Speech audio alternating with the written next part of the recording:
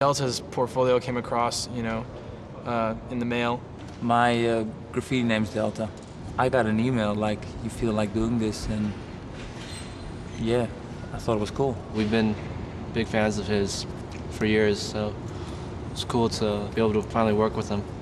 There was a photo of him just kind of like halfway finished with a piece that we thought, this is exactly what we want to do.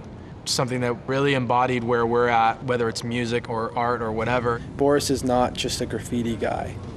He's a fine artist. You can see in all of his work that he takes great care in putting together a sketch and great care in turning that sketch into something that goes on a wall. I don't really feel like being a graffiti artist. I mean, that's my background, like graffiti, and I incorporated a lot of other different stuff in it. I studied product design, university, like industrial design engineering.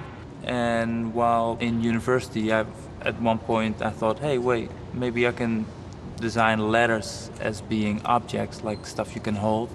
And then, yeah, I started experimenting with that. With a satellite that's up on the 2-3 panels of our piece that we worked on, he originally did as a pencil sketch on graph paper, and then he darkened it and copied it to acetate and projected it on a wall, and then went in there with this certain kind of spray paint he likes to use. And that's when you can really see that he came up through the ranks of being a graffiti artist. I mean, his control with a spray can is just unbelievable. It's almost like he had a marker. He just made a line. It's that straight and it's that clean. And there's no like fuzzy edges or anything. He just gets up there and uses it like an extension of his own hand. Well, I knew it was going to be like 4 panels. I thought they'd be a lot smaller, but it's nice that they're big actually.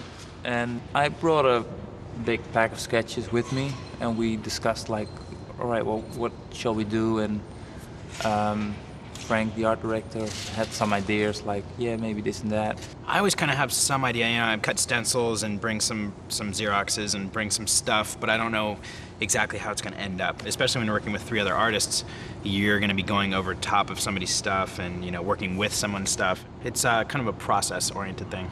A little bit of pre-planning, but mostly it's just free form. We knew we wanted to put Boris's city, almost this cubist cityscape thing, as the main element that ties all 4 panels together, and then everybody else's work will kind of just live around that. I don't know what it is. Yeah, the stuff I do tends to come out kind of evil. I guess I got some evilness in me. My stuff is more like a little more sinister than what Mike does, and Delta's got that, the whole dimensional thing going on, which no one can really compete with. And Frank, his like collage stuff, man, is just gritty and raw, and it's got a lot of vibe to it. We used everything from spray paint to house paints, acrylics, Xeroxes, wheat paste on the Xeroxes, pretty much everything. At the point when we did the art day, the music was close, but the lyrics weren't there yet. They kind of were progressing together. We had an idea of what the music was going to sound like. We didn't really have an idea of what the lyrics were going to be like. So as you can see on the piece, you've got like scribbled lyrics and words like cuidado and all these things that Chester was writing. When you look at those little lyrics and the words that are there, you'll notice that most of them aren't on the album anymore when you listen to it. And I think that's really represents what we were doing. Well, I think the big mystery behind music is like where it comes from within a person. It's no mystery how music gets made and how music is recorded. Everybody knows how that's done. Everybody knows there's a process to that. What's always the eternal mystery is how do they do it? How do you come up with these kinds of sounds? How did you think about creating this type of art for a package? That's where the mystery will always be, because you can't give that away. There's no like blueprint to creativity or talent. It's cool how all these different styles can get together, and to become one thing. It's kind of like what we do with our music.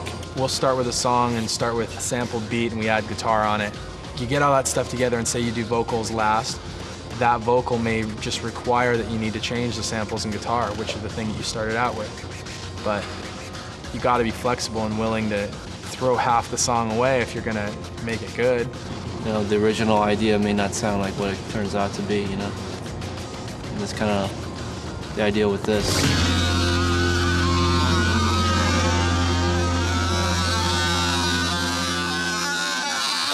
I think we do kind of stay out of each other's way at certain points, If somebody's kind of on a roll, whether it's music or it's what we're doing here today, and you know to let that person have some space until they get that idea done. You see the momentum, and they start to really have something, and you can just let them do it. We'll see some of that happen in the studio too. We'll see that soon. For me, this is kind of like a first-time thing, working like this with layers of different styles and techniques. Really nice. Lots of times I work with other graffiti artists, basically with spray paint, and then it's a totally different result. It's all really kind of nice the way it like gradually goes from one theme and the other. I want to show how the music comes out. I want to show how the artwork is made, and those little, like that little soldier that everybody saw from the first album,